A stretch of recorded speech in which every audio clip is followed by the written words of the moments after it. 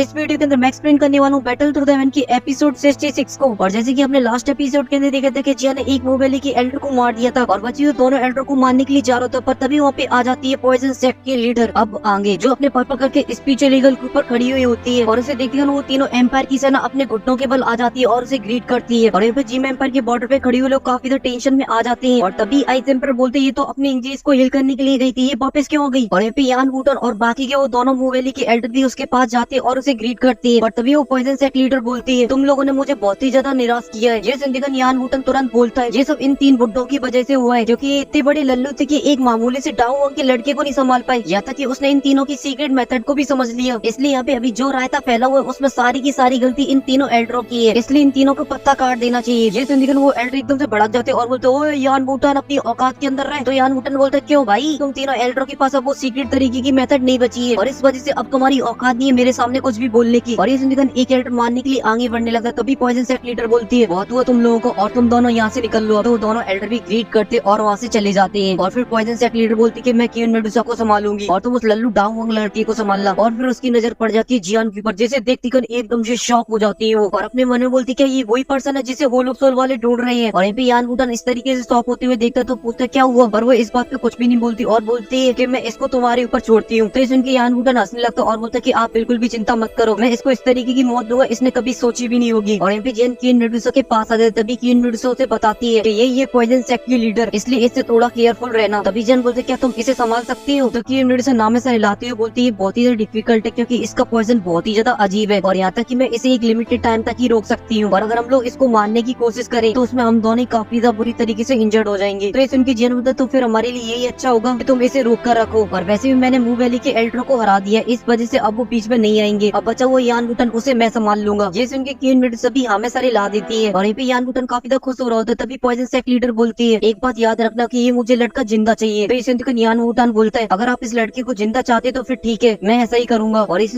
Poison sect leader आगे बढ़ने लगती है किन मेडुसा की तरफ और किन मेडुसा से बोलती है किन मेडुसा हार मान लो, इसके बदले फ्यूचर में स्नेक सेक्ट के लोगों को रहने के लिए एक बहुत ही बड़ी जमीन दूंगी। तो इनके किन मेडुसा बोलती है सपने देखना बंद करो, हार माने मेरी जुत्ती। तो इनकी पॉइजन सेक्ट लीडर बोलती है कि तुम्हारे इस घमंड की वजह से अब पूरे स्नेक सेक्ट को भुगतना होगा क्योंकि मैं उसका नाम और निशान मिटा दूंगी। तो किन मेडुसा तलवार तानती है बोलती क्यों ना तुम ट्राई कर लो अगर। ये बात बहुत ही ज्यादा अजीब है क्योंकि इसके अंदर से मुझे अभी भी एक जानी पहचानी सी फीलिंग्स आ रही है और इसलिए भड़की किन मेडुसा को शांत करते हुए बोलता है क्या तुम भी पॉइजन सेक्ट लीडर हो। तो इनके पॉइजन सेक्ट लीडर प्यार से बोलती है तुम कौन हो। तो जियान बोलता है कि मैं हूँ यान अलायंस का टर्की लीडर जियान। तो इनकी पॉइजन सेक्ट लीडर बोलती है क्या तुम्हारी अलायंस मेरे सामने हार मानने के लिए तैयार है, अगर ऐसा करती है तो मैं प्रॉमिस करती हूँ मैं यहाँ पर किसी को भी हर्ट नहीं करूंगी। ये सुन देखकर यान वुटन एक मिनट शॉक हो जाता है और बोलता है आज इस पॉइजन सेक्ट लीडर को हो क्या गया है जो ऐसी बेकी बेकी बातें कर रही है, कहीं ये लड़का उसे पसंद तो नहीं आ गया। और यहाँ पे जियान बोलता है अगर तुम यहाँ पे आज हार मान जाती हो क्या तुम अपने फैमिली मेंबर को अपना मुंह दिखा पाओगी, इसलिए ये तो बोल जाओ कि मैं आज यहाँ पे हार मानने वाला हूँ। ये सुन के पॉइजन सेक्ट लीडर काफी ज्यादा उदास हो जाती पर तभी बोलती है तुम्हारा सबसे बड़ा सपोर्टर यही औरत है ना, अगर मैं इसे ही हरा देती हूँ उसके बाद मैं देखना चाहूंगी क्या तुम तब भी यही बोलोगे। ये सुन के किन मेडुसा भड़क जाती है और बोलती है तुम बहुत ही ज्यादा घमंडी हो और अपनी तलवार से एक स्लैश अटैक कर देती पॉइजन सेक्ट लीडर के ऊपर और पॉइजन सेक्ट लीडर उसे बहुत ही आसानी से नष्ट कर देती है। और फिर किन मेडुसा हमला कर दी थी पॉइजन सेक्ट लीडर के ऊपर और पॉइजन सेक्ट लीडर हमला कर दी थी किन मेडुसा के ऊपर और उन दोनों के बीच में बैटल कॉम्बैट होना स्टार्ट हो जाता है। और तभी जो यान वुटन होता है वो पीछे से आकर जियान के ऊपर हमला कर देता है और जियान उसके हमले से बचा था और वहाँ से भाग लेता। तभी यान वुटन उसके ऊपर हमला करते हुए बोलता है लड़के मैंने कभी सोचा नहीं था कि तुम उन तीनों मोबाइल के एल्डरों की सीक्रेट मेथड को जान पाओगे, सच में लड़के तुम्हारे पास काफी अच्छी दाव टेक्निक है, इसलिए जब मैं तुम्हें पकड़ लूंगा उसके बाद मैं अच्छे से तुम्हारे ऊपर रिसर्च करूंगा। और इस बीच वो जियान के ऊपर कंटिन्यू हमला करे जा रहा होता है पर जियान उससे बचते बचाते हुए भाग रहा होता है यहाँ पर। तभी यान वुटन अपनी स्पीड को फास्ट करता और जियान के सामने आ जाता है, एक फॉर्मेशन बनाता है जिस वजह से वहाँ पे काफी सारे गोल्डन ब्लेड्स आ जाती हैं और उन सभी से जियान के ऊपर हमला करते तो जियान भी अपनी फ्लेम से एक शील्ड बनाता और उन सभी ब्लेडों को रोकने लगता है। ये देखिए यान वुटन बोलता है हेवनली फ्लेम और अपनी गोल्डन शॉट को बाहर निकालता और जियान के पीछे आ जाता और उसकी गर्दन के ऊपर हमला कर देता है। तो ये देखकर जियान अपनी 3000 लाइट मूवमेंट को एक्टिवेट करता और उसके हमले से बच जाता है पर यान वुटन हमला करना नहीं रोकता और वो कंटिन्यू जियान के ऊपर हमला करने लगता है पर जियान अपनी 3000 लाइट मूवमेंट की स्पीड की मदद से उसके सभी हमलों से बचता जा रहा होता है। और ये यान वुटन इस तरीके की स्पीड को देखकर बोलता है लड़के तेरी स्पीड तो सच में काफी ज्यादा कमाल की है, अगर ये दाव स्किल मेरे पास होती तो मैं एक 1000 लेवल की बॉडी से भी काफी ज्यादा फास्ट हो जाता। और ये यान वुटन कंटिन्यू जियान के ऊपर हमले करे जा रहा होता है पर जियान उसके सभी हमलों से बचता जा रहा होता है और अपने कुछ हैंड साइन भी बनाने लगता है। और यहाँ जियान को कंटिन्यू भगते हुए देखते यान वुटन बोलता क्या लड़की कब से भागे जा रहा है, क्या यहाँ पे तो मैराथन जीतने के लिए आया है। पर तभी जियान एक जगह पे जाके रुक जाता है और ओपन माउंटिंग सील को बनाने लगता है और जब ओपन माउंटिंग सील पूरी तरीके से कंप्लीट हो जाती तो उससे हमला कर देता है यान वुटन के ऊपर। यान वुटन भी अपनी गोल्डन ब्लेड से ओपन माउंटिंग सील को रोकने की कोशिश करने लगता है पर तभी जिन उसके अंदर अपनी और भी ज्यादा दुई की डाल देता है, जिस वजह से जो यान वुटान होता है वो पीछे खिसकर वो चला जाता है और फिर जियन हमला कर देता है ओपन माउंटिंग सील के पाम से यान वुटान के ऊपर। और जब यान वुटान अपनी तरफ पाम को आते हुए देखता है तो वो काफी डर जाता है और अपने बचाव में अपने सामने गोल्डन ब्लेड से एक शील्ड बना लेता है और जियन उस पाम के ऊपर अपना और भी ज्यादा फोर्स डाल देता है, जिस वजह से जो यान वुटान की शील्ड होती है वो टूट जाती है और वो पाम जाकर सीधा यान वुटान से टकराता है और यान वुटान पीछे खिसका हुआ चला जाता है और जाकर एक पहाड़ से टकरा जाता है, जिस वजह से वहाँ पे चारों तरफ धूली धूल हो जाती है और वहीं पे जियन अपनी ओपन माउंटिंग सील की फॉर्मेशन को डिसअपियर कर देता है। और ये सब देखकर जो तीनों एम्पायर की सेना होती है वो काफी डर जाती है और साथ ही वो मुंह के एल्डर बोलते हैं ये लड़का तो सच में काफी ज्यादा स्ट्रॉन्ग है। और यहाँ पे जिम एम्पायर पे खड़े हुए लोग तो काफी ज्यादा खुश हो जाते हैं, पर तभी उस धूल में से वापस आ जाता है यान वुटान, जिसकी हालत थोड़ी सी अभी के लिए खराब होती है और उसके मुंह से खून भी बाहर निकल रहा होता है और वो अभी के लिए काफी ज्यादा गुस्से में होता है। इस वजह से अपना खून पहुंचता है और अपने गोल्डन पाम को एक्टिवेट कर देता है, जिस वजह से उसके जो हाथ होते हैं वो चेंज हो जाती है और बोलता है आरामी लड़के आज मैं तेरी बॉडी के टुकड़े टुकड़े कर दूंगा। और ये बोल के जियान के ऊपर हमला कर देता है तो जियान भी अपनी एविल शॉट को बुलाने लगता है उसके हमलों से बचने के लिए और साथ ही उसके अटैक को डॉज भी कर देता है। पर जो यान वुटान था वो अभी के लिए एकदम से बावला हो चुका होता है, इस वजह से जियान के ऊपर चारों तरफ से हमला करने लगता है और जियान के ऊपर लगे तेरी बजाने लगता है और जियान अभी के लिए यान वुटान के सामने बिल्कुल एकदम निहत्था हो चुका होता है और जियान की इस तरीके की हालत देखकर सभी के सभी जियान के समर्थक डर जाते हैं और वहीं पे यान वुटान अभी भी कंटिन्यू जियान के ऊपर हमला कर रहा होता है तो जियान उसके हमलों को अपने हेवी शॉट से रोक रहा होता है। पर तभी वो एक हमला जियान की हेवी शॉट के ऊपर कर देता है और उसके हेवी शॉट को पकड़ लेता और बोलता है हरामी लड़के तेरी इतनी ज्यादा औकात नहीं है जो तू मेरा सामना कर पाए और जियान की हेवी शॉट पकड़ के फेंक देता है और जियान के पेट में एक बहुत ही पावरफुल लॉस जड़ देता है, जिस वजह से जियान पीछे खिसका हुआ चला जाता है और इस वजह से जियान भी गुस्से में आ जाता है और वो यान वुटान के ऊपर हमला करता है पर वो उसके हमले को बहुत ही आसानी से रोक लेता है तो जियान अपना हाथ छोड़ाता है और वहाँ से भागने लगता है। ये देखकर यान वुटान बोलता है लड़के तुझे क्या लगता है कि तू आज मेरे हाथों से बच जाएगा और अपनी ब्लेडों से हमला कर देता है जियान के ऊपर। तो जियान गोल्डन ब्लेडों से बचने के लिए यहाँ वहाँ भागने लगता है और वो ब्लेड जियान का कंटिन्यू पीछा करती जाती है। पर तभी इसी बीच यान वुटान जियान के ऊपर आ जाता है और उसमें एक लात जड़ देता है, जिस वजह से जियान उड़ता हुआ जाता है और जाकर एक पहाड़ के अंदर घुस जाता है और चारों तरफ धूली धूल छा जाती है। और तभी यान वुटान जियान के सामने आते हुए बोलता है तो बस एक मामूली सा डांग वांग है और यहीं पे धूल में से बेहोश टपकता हुआ जियान दिखाई देता है, जिसे देखकर सभी के सभी काफी ज्यादा शॉक हो जाते हैं और जीडिंग आइस एम्पायर को जियान को बचाने के लिए बोलते तो आइस एम्पायर जियान को बचाने के लिए जाने लगते हैं। तो यान वुटान भी जियान की तरफ ही आगे बढ़ने लगता है उसे मारने के लिए और गुस्से से बोलता हरामी लड़की आज तू मरेगा मेरे हाथों। और ये देखकर सभी के सभी काफी ज्यादा डर जाते हैं जियान को लेकर, यहाँ तक कि केन मिनट से पॉइजन सेक्ट लीडर की जो फाइट होती है वो भी रुक जाती है और केन मिनट से चिल्लाती है जियान और पॉइजन सेक्ट लीडर बोलती है यान वुटान तो क्या बेवकूफ है क्या। और यान वुटान नहीं रुकता और बोलता मर साले और जियान के ऊपर हमला कर देता चारों डायरेक्शन से। पर तभी जियान के फेस पे एक स्माइल आती है और थंडर जोर से चमकता है और जियान वहाँ से गायब। ये देखकर जो यान वुटान होता है एकदम से शॉक हो जाता है और बोलता है ये कैसे हो सकता है। और फिर पीछे मुड़ के देखता है जहाँ पे जियान अपनी green lotus flame, fallen art flame और पोंचल फ्लेम को कंबाइन करके एंग्री बुद्धा लोटस को बना रहा होता है, जिस वजह से चारों तरफ हेवनली फ्लेम फैल जाती है। और जब ये आइस एम्पायर देखते हैं तो सबसे पहले ब्रेक मारते और रिवर्स गियर डाल के वहाँ से निकल लेते हैं और जियान अपनी तीनों हेवनली फ्लेम को सक्सेसफुली कंबाइन करके एंग्री बुद्धा लोटस को बना लेता है और गुस्से से यान वुटान की तरफ देखते और बोलता है गो एंग्री बुद्धा लोटस। और ये बोलते हैं जो एंग्री बुद्धा लोटस होता है वो यान वुटान की तरफ आगे बढ़ने लगता है। तो यान वुटान अपने आप को बचाने के लिए अपने सामने एक शील्ड को बना लेता है, जिस वजह से एंग्री बुद्धा लोटस उससे टकरा जाए। तभी जियान एंग्री बुद्धा लोटस को फोड़ देता है और जब एंग्री बुद्धा लोटस फूटता है तो वहाँ पे बहुत ही बड़ा ब्लास्ट होता है, चारों तरफ फ्लेम ही फ्लेम फैल जाती है। उन दोनों की जो फाइट होती है वो भी कुछ सेकंड के लिए रुक जाती है और जो पॉइजन सेक्ट लीडर होती है वो जियान की तरफ देखने लगती है। और तभी केन मिनट से उसके ऊपर हमला कर देती है और बोलती तुम्हारी हिम्मत कैसी हुई मेरे साथ फाइट करते टाइम दूसरी तरफ देखने की। और उस फ्लेम की वजह से सबकी हालत टाइट हो जाती है। तभी वो दोनों न्यू वैली के एल्डर बोलते हैं यार हम तो बड़े लकी निकले इस लड़के ने जो हमारे ऊपर ही हमला नहीं किया, वरना हम लोग तो निपट लेते। तभी दूसरा एल्डर बोलता है सच में ये लड़का काफी ज्यादा कमाल का है और इसलिए ये डिजर्व करता है यान लाइंस का मास्टर कहलाना। और ये जो जियान होता है उसकी हालत थोड़ी सी खराब हो जाती है, पर तभी उसके पास आइस एम्पायर आ जाती है और बोलते तुम ठीक हो। तो जियान सबसे पहले कुछ पिल को बाइंड निकालता और उसे खा लेता है और बोलते तो कमाल का था पर इसमें मेरी काफी ज्यादा एनर्जी चली जाती है। और फिर वो दोनों उसी ब्लास्ट की तरफ देखने लगते और आइस एम्पायर बोलते क्या ये मर गया। तो जियान बोलता है अभी के लिए मेरी एंग्री बुद्धा लोटस की पावर को देखा जाए तो वो इतना ज्यादा पावरफुल नहीं कि वो एक डाउजोंग लेवल की वॉरियर को मार पाए, पर वो उसको काफी ज्यादा सीरियसली इंजर्ड कर सकता है। और फिर हमें यान वुटान दिखाया जाता है जिसकी हालत बहुत ही ज्यादा खराब हो चुकी होती है, इस वजह से उसके पास इतनी भी पावर नहीं बची थी जो जियान का सामना कर पाए। इस वजह से वो बिना डायलॉग मारे वहाँ से पतली गली से निकल लेता है और जब उसकी सेना उसे भागते हुए देखती तो बोलते अरे मास्टर कहाँ चले। और जियान आइस एम्पायर से बोलता है कि आप जाकर पोर्ट को संभालिए और मैं जाकर काइलिन की मदद करता हूँ। और जियान उन दोनों के बीच में चला जाता है और वो दोनों एक दूसरे के ऊपर लगे तेरी बजा रही होती है, जब वो बीच बीच में एक दूसरे के ऊपर अपनी फॉर्मेशन से भी हमला कर रही थी। तभी जियान बोलता है पॉइजन सेक्ट लीडर तुम्हारे ऑलरेडी 2000 लेवल की वॉरियर मारे जा चुके हैं, इस वजह से तुम्हारे लिए यही अच्छा होगा कि तुम हार मान लो। और इस